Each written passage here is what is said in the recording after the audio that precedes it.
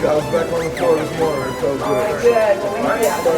We love having you here. Thank you. I appreciate it. That's great. All right, thank you. All right.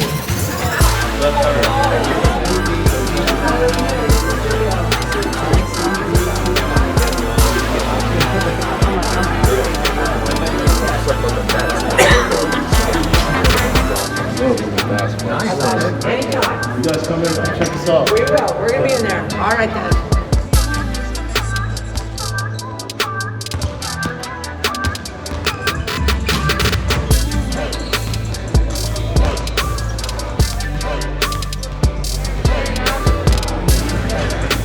Is this a video or a picture?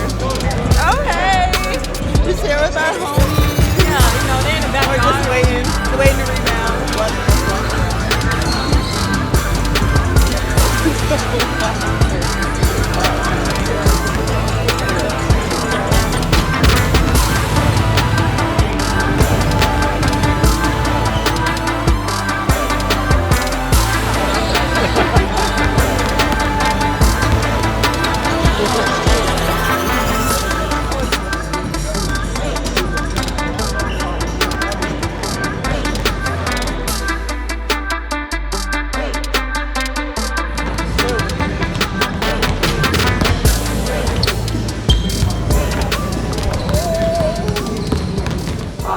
This is a tremendous honor and a tremendous pleasure to introduce Coach Kerr to you.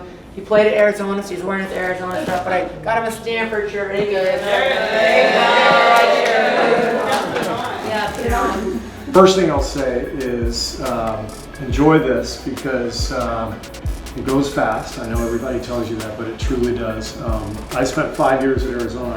I had a knee injury, and so redshirted and spent 5 years.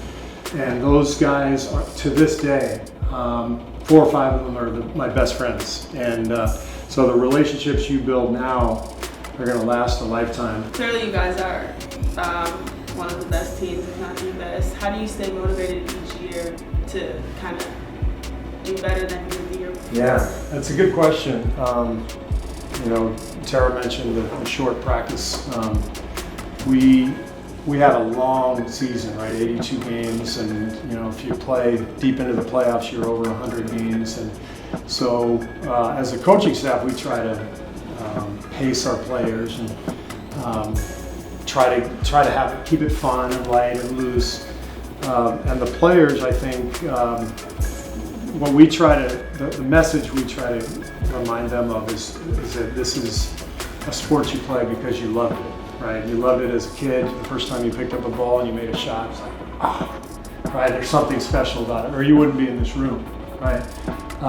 And so we always talk about joy. We always talk about how lucky we are to play a game for a living in front of thousands of people watching and millions of people at home and watching on TV. So the perspective, I think, is really important. The Can you kind of like explain the coach to player dynamic? It's so different from the college dynamic. You know, I played for Lute Olson, who was a Hall of Fame coach, and he was phenomenal, great coach. But I will admit, I was afraid of him. None of those guys are afraid of me. They're not afraid. But what we are is we're peers in a lot of ways. They know that I know what I'm talking about. I know that I've earned their respect because they know I work hard and I'm trying to do what's best for them. But at the pro level, I think especially nowadays, not so much 10, 20 years ago, I think nowadays it becomes more of a collaboration. Obviously, with your past success and like the past few years, you guys have kind of acquired a target on your back as the Warriors. How do you deal with that pressure going into season of teams just saying they want to beat you because you're the Warriors? What we try to do is get our guys to understand that the simple leads to the spectacular. They're so talented, but when they try to do it on their own, the success rate just isn't that great. But when they move the ball and they share the ball, they're cutting. We were working on our cutting and movement today. You saw when the ball moves for us, eventually the defense breaks down and then all that talent takes over. And that's our battle, as a coaching staff. We're constantly trying to get them to move away from the show and move more towards let's just win the damn game, and the show will happen. But it sounds like, so simple. It's joy, but the other 28 teams don't have this figured out. So what are things that are happening on other teams that you even played on that you would say hold you back from a championship? You know, you don't always have that special kind of person like Steph or Tim Duncan or Michael Jordan.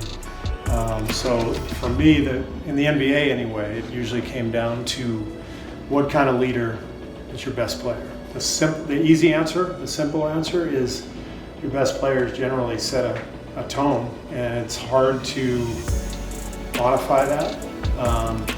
But when that tone is set and everybody else follows suit, it's powerful.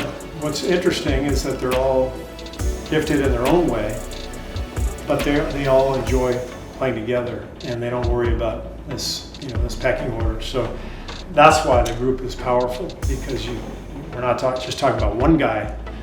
You're talking about 4 guys who are all that way, and not one of those guys has ever come to me and said, "I need a day off."